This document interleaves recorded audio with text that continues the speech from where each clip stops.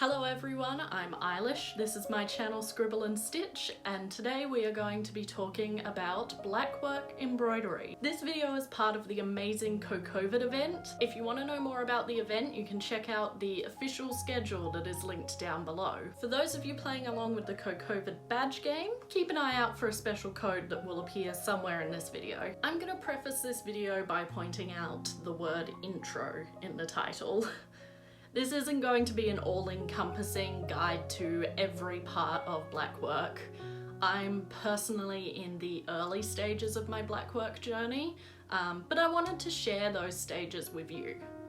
I have included in the description of this video a compilation of excellent resources where a lot of my information and inspiration came from, so please check those out. And if you have any references and resources of your own, please do share them in the comments. With that out of the way, let's talk Blackwork. The term Blackwork actually has a lot of different meanings, even if we narrow it down to just Blackwork Embroidery. A simple definition would be a countered stitch of a single colour, though this is somewhat vague and obviously doesn't cover the intricacies of the world of Blackwork Embroidery, so let's break it down a little bit more. Modern Blackwork is a little different from the historical version that we are going to be looking at in more detail. Modern Blackwork is frequently cross-stitched on Aida cloth. The term can also refer to black embroidery that is done on black fabric for a subtle but striking effect.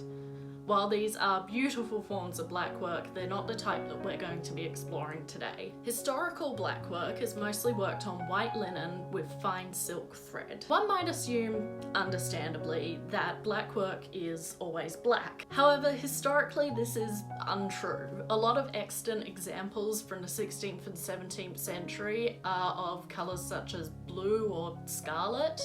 Black is definitely a common colour, but it's not the only colour that this embroidery is worked in. Extant examples of blackwork show intricate geometric patterns and designs inspired by nature. Designs can be as simple as some interlocking lines, or as complex as forest scenes filled with creatures and flowers, and everything in between. There's a lot of conjecture about exactly where this form of embroidery originated. A lot of sources credit Catherine of Aragon for introducing it to the English when she came to court, hence it being known as Spanish work. But there are examples of this embroidery long before Queen Catherine's time. While it is difficult to say exactly where the style originated, it's very likely that Catherine did play a major role in its popularity over the next few centuries.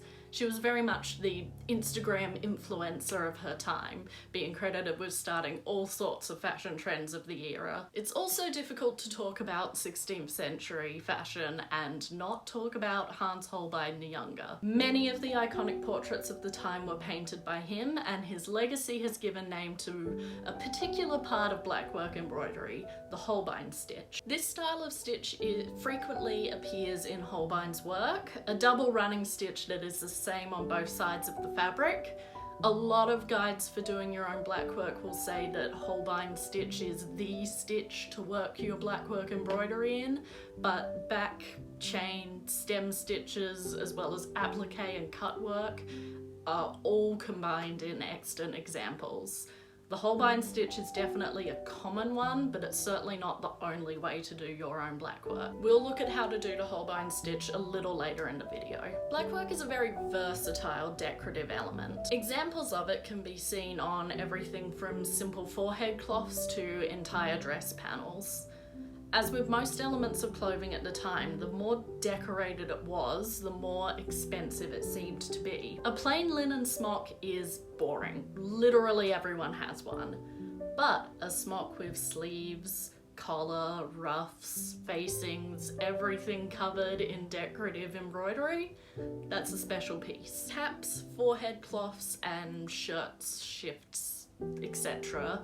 are the more common extant garments we see with this style of embroidery, though contemporary portraits do show some other appearances: sleeves, stomachers, even whole petticoats and dresses for adults and children alike. As you can probably tell by now, blackwork embroidery is a lot of things and is used and made in a lot of different ways. Now that we've discussed the what and the when and the why and the where, let's start talking about the how. How do you make your own blackwork embroidery? As discussed earlier, blackwork is what is called a counted stitch. This means that to get every stitch the exact same length, the stitcher would count how many threads of the base fabric they are putting in between each stitch. For those of you unfamiliar with how fabric is made, most fabrics are woven with vertical and horizontal threads interlocking to form the fabric. Now, if you have done any kind of stitching before, I know what you're thinking. Oh my god, that sounds tedious as hell. And yes, I agree. And extant garments would suggest that people from history agree as well. See, this is where we enter the area of a little speculation, as I don't have any extant garments on hand to be able to physically count the threads between each stitch. But from closely examining photographs, I can say with a fair bit of confidence that the stitches on a lot of the surviving examples we have are not all perfectly the same size. There may well have been sewists who would sit and carefully count their stitches, but from what I can tell, it is likely that most would simply train their eye to be able to see the size of the stitch without counting every time. This is what I do in my own sewing. The first few stitches are carefully counted, and from there I use those as a sort of reference, working all of the following stitches so that they appear to be the same size. Once again, I cannot say for certain that this was how it was done in history, but from what evidence I do have, and from a practical standpoint, it seems a very likely option. As we discussed earlier, blackwork can be done up in a variety of stitches. So let's learn about some of the main stitches used in blackwork. The backstitch is a very foundational stitch for all types of hand sewing, including embroidery.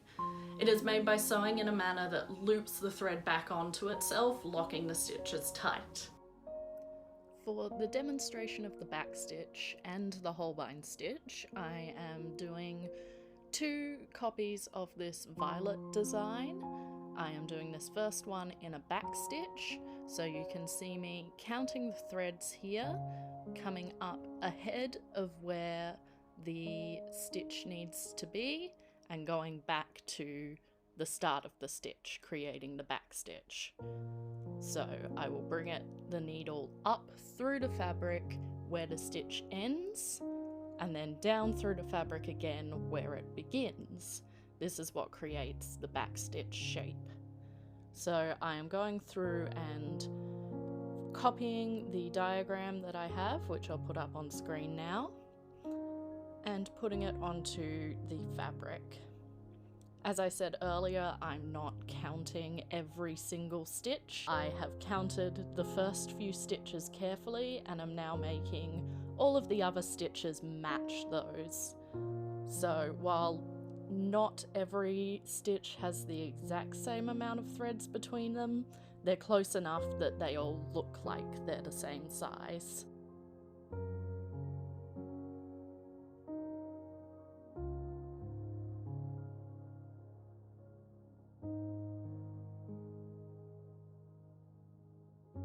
So for demonstration's sake, I am using a nice bright red thread here, and during the Holbein stitch you'll see me use a green thread as well to demonstrate that stitch, so that you can see the differences between the 2 stitches.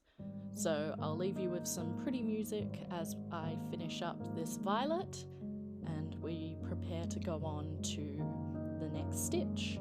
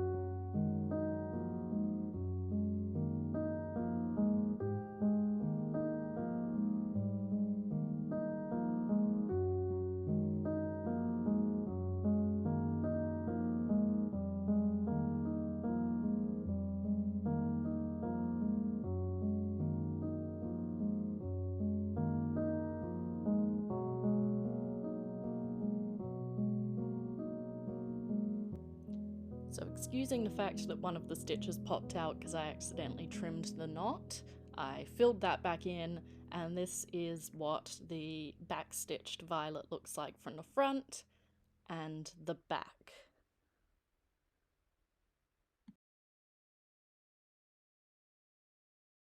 So we've briefly discussed the Holbein stitch, also known as the double running stitch, earlier in the video, but let's take a closer look at it now. It's worked as 2 rows of running stitches, one in one direction and then another in the reverse direction, filling in the gaps of the first. This creates a clean stitch that looks a lot like a backstitch, but is symmetrical on the underside of the fabric. This is perfect for things like ruffles or facings, where both sides of the fabric may be seen. Of course, to achieve the clean, symmetrical look, a little bit of planning needs to go into the process. With designs that feature a lot of offshoots or deviations from the main path, a sewist needs to plan the order and the direction of their stitches. This is best explained through an example. For the Holbein stitch example, I am going to use 2 different threads. When you are doing this in a regular setting, you would do this with just 1 thread, but to demonstrate the filling in effect of the double running stitch, I am showing here a red thread for the first pass and then a green thread for the second pass of the stitch.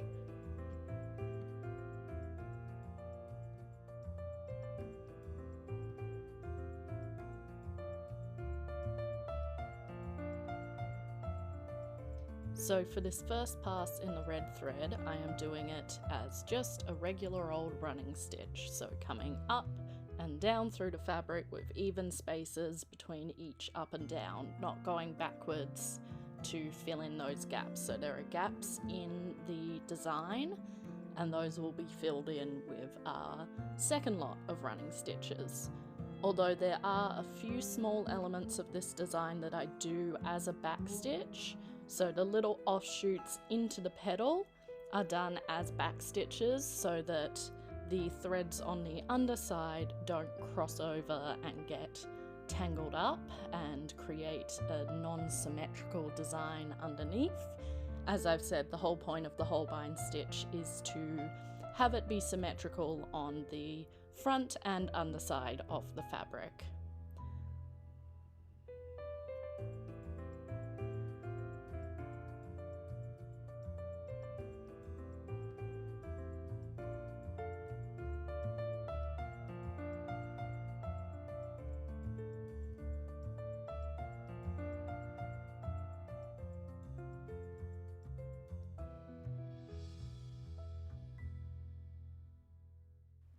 So ignoring the absolute tangled mess I've just created here, this is where I'm finished with my first pass of the stitching and am beginning to do the reverse. So I'm swapping to my green thread, but if you were doing regular black work, you would simply continue with your regular thread and begin stitching in through the gaps, doing the same running stitch and occasional back stitch for your planned offshoots and things, and filling in the spaces left by your first stitches.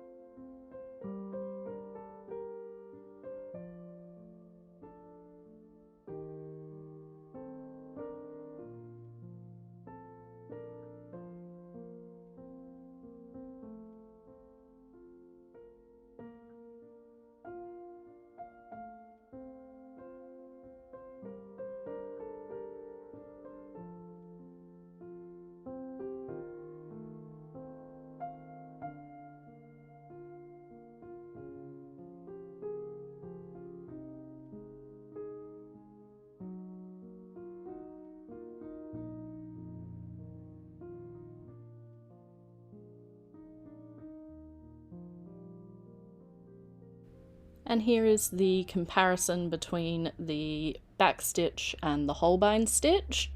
You can see how the Holbein stitch is much cleaner on the underside of the fabric once I've trimmed those knots off.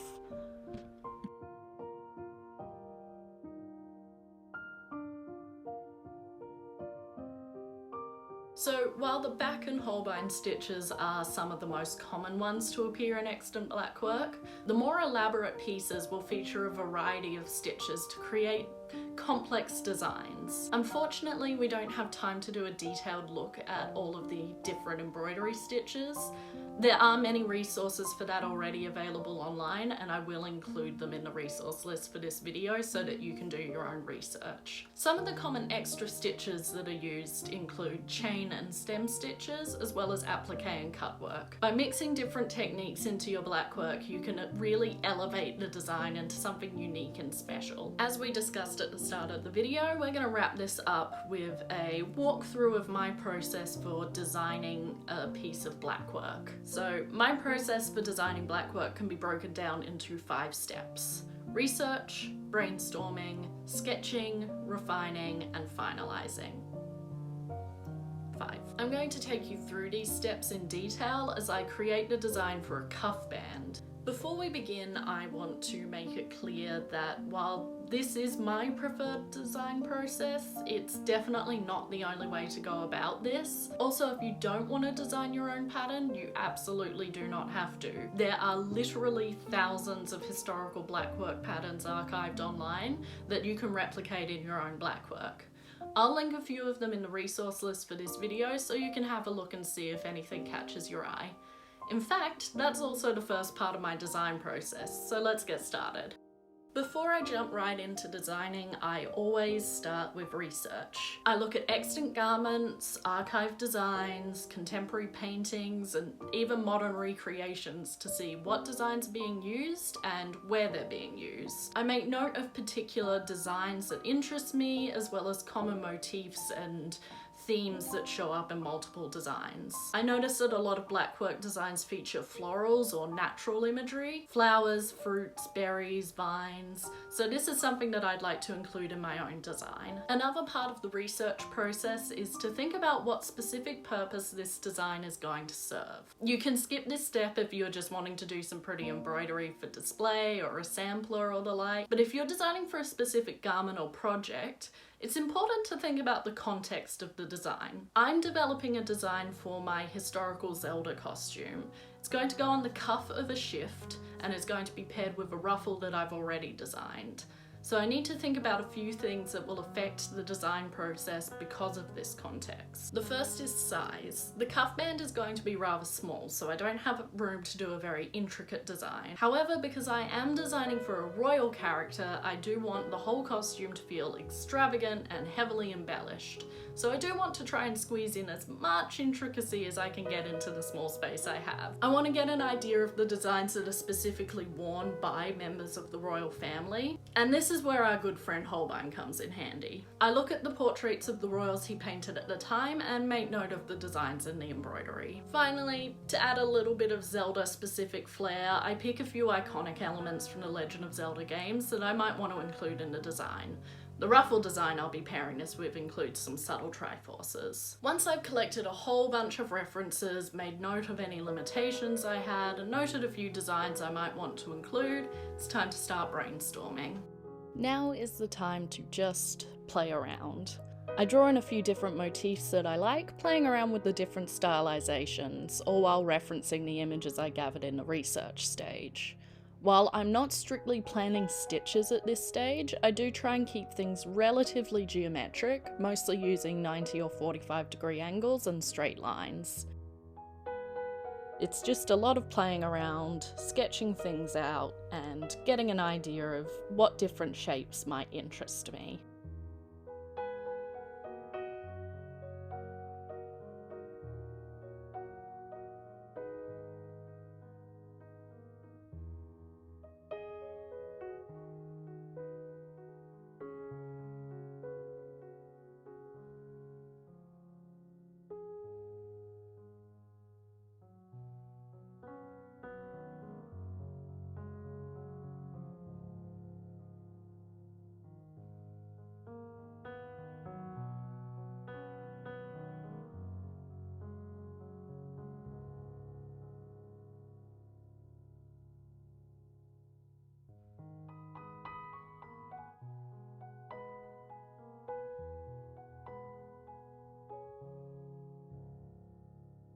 With all the different motifs scribbled down, it's time to start sketching designs. I start with a vaguely rectangular shape, not at all to scale of the final design, but close enough for this stage. I then start piecing together different motifs, playing around with different combinations. I use copy and paste a lot, sometimes flipping or rotating the designs and seeing how they might tile together.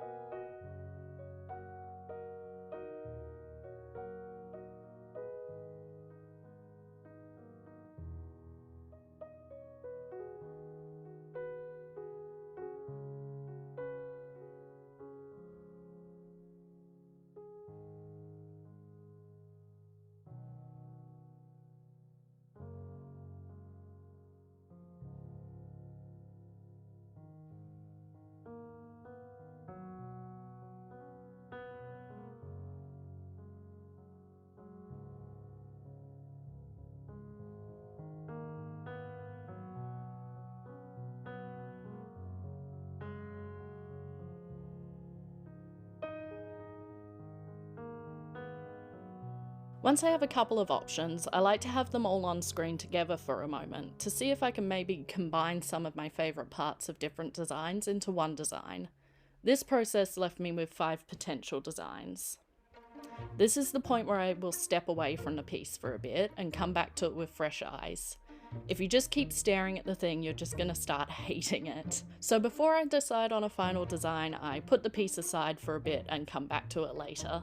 After stepping away and then coming back, I look at my 5 potential designs and decide that I don't necessarily like any of them. Instead, once again, I repeat the process of grabbing different parts of my favourite designs and putting them together into one design that I'm happy with.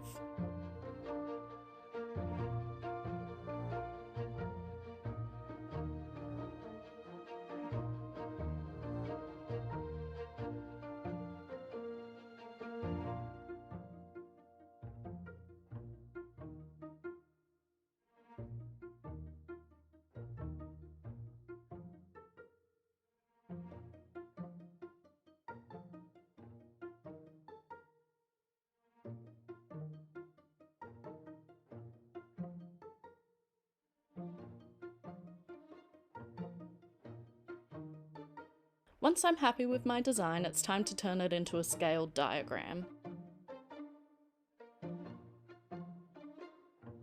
I'm doing this and all of the earlier steps of the process on Procreate on my iPad Pro, but you can use any other drawing software such as Photoshop or Illustrator, or even just pencil and paper. If you're working on paper, I would suggest using dot grid paper as it gives you very clear points to map out your stitches, but is also more subtle than regular grid paper. I'll include a link in the resource list to a website where you can print off your own dot grid paper to your exact specifications. With the size I'm working at, I like to have my diagram be double the size of my final design. So I have a canvas that is 18 inches wide and 4 inches high. I've put a dot grid on the canvas with a dot every 1/8 of an inch, as that's the size I want my stitches to be. Now, unfortunately, it's only as I'm doing this voiceover now that I remembered that I should have made the dots every 1/4 inch, as this diagram is double the size of the stitching. But I don't have time to redo everything before this video has to go out, so let's pretend I'm going to do 1/16 of an inch stitches. I overlaid a sketch of the design and start drawing out the design based on the dot grid. I try to make every point fall on a dot, though some lines of the crown and petals do skip over some bits diagonally. These are still aligned enough with the rest of the piece that it will be possible to stitch them quite easily though. After a lot of drawing, redrawing, copy and pasting, and repositioning, I finally have my cuff band design and am ready for when it is time to start stitching.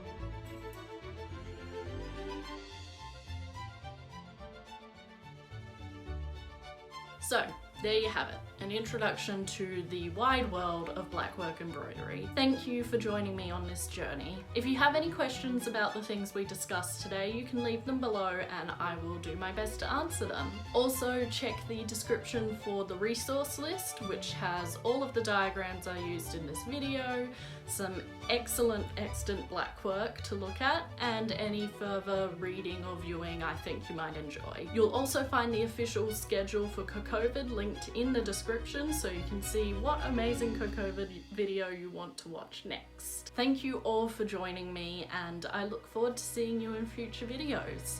Until then, happy learning and making.